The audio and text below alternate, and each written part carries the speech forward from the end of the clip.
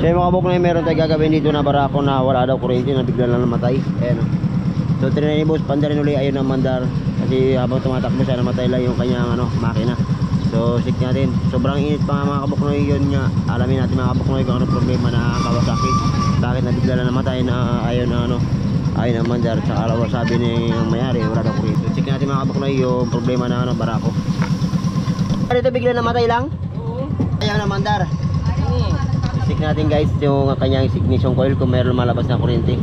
Tinulak ko nga eh. Ha? Tinulak ko kanina pa ako ko. Tinulak mo na lang. Oo. Tayo talaga mandar. Jake! Jake! So try na yung kabuknoy. Sipa-sipaan natin yung yung nilalabas na kuryente.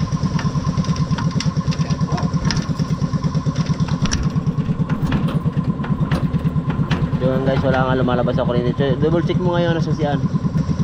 Alamin natin mga kabuknoy bakit bigla namatay na wala nga kuryente mga kabuknoy. So wala nga lumalabas. So check natin yung battery mga kabuknoy. Kung mayroon siyang power yung battery niya. Gawin natin yung battery. Kasi karamihan ng barako battery yung problema na kanila CDI, kailangan ng battery. So dito sa regulator, lalo na pag replacement lang, kailangan talaga ng battery. Natin mga kabuknoy yung kanyang battery kung mayroong power.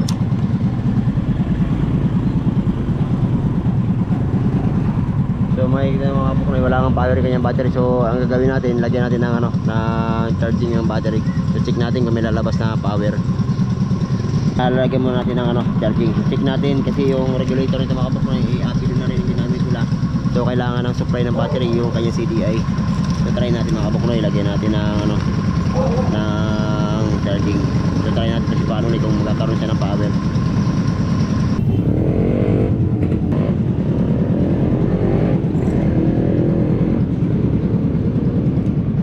Yan guys, nagkaroon na siya ng power yung battery. So try natin kasi paano ulit kung magkakaroon ng power. Span mo nga ya.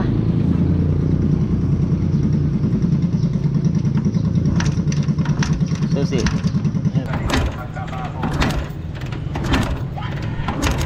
So mga kabuknoy, goods na yung meron ng power lumalabas at kung mapapansin nyo.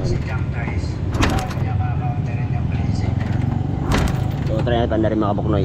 So kabit natin yung kwako. Meron.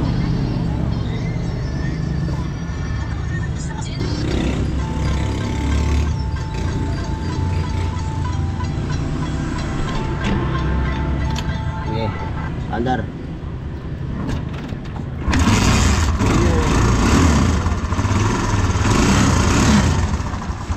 So mga kabuknoy, goods na yung kanyang yung kanyang barako. So check natin yung charging mga kabuknoy kung gumagana ba yung charging ni boss. So try natin mamaya, tanggalin muna natin yung yung ating charging. So try natin, check natin kung gumagana yung kanyang charging na battery, yung regulator.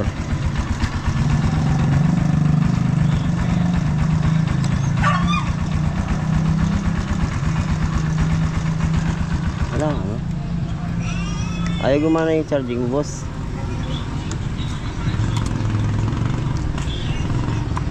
So balik muna natin yung charging. So try natin ulit mga kabuknoy.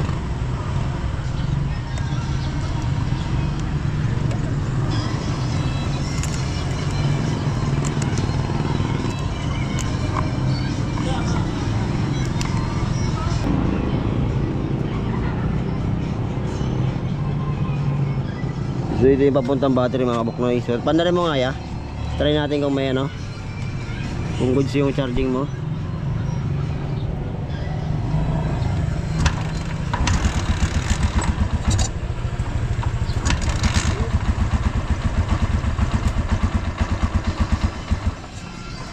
Kailangan mo ng regulator. Regulator? Oo. Magkano kayo yung regulator? Bili mo na yung original, kahit walang battery, gagana yun. Yan kasi, kailangan lagi may battery to. Yan Magkano yung regulator? Nasa 1 to ata yung original. Yung local? Yung local, yung kailangan mo lagi may battery. Ito, okay naman yung baterya, di ba? Hindi, ayan na rin. Ayan na rin yan. Oo. Ayan mo rin. Unicross. Yun kasi kahit walang battery na original, okay yung gagana yun. Pero kung bibili ka nito, kailangan may battery ka rin.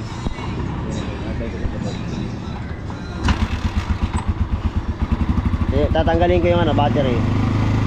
May wala na rin yan. O baka mayroon sa doon ano, mga pinagpalitan.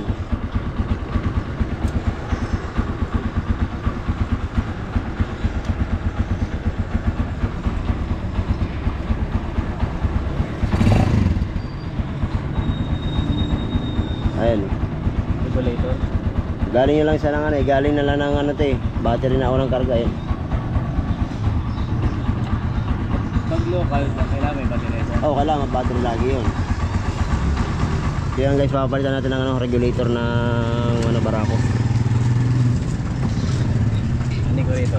Patay ko si Putol. Tayo muna. So yan guys, nakapagbalit na tayo regulator, ayan o. Kaya saka battery, nagpalit na rin tayo. Ito yung brand ang ginamit natin, yung Cryon brand na regulator, replacement lang din. So napakamahal kasi original, nasa 1780.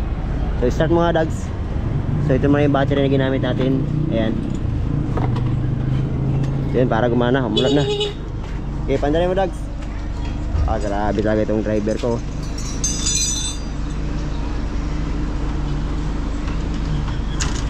Para makabiyahe na. So goods sa mga boknoy, makabiyahe siya. So kaya pala nagpantay dito dahil nga di na gumagana itong ano, di nagkakarga. Saka yung battery niya, dead na rin. So makabiyahe ka na ya. So ito na yung driver oh.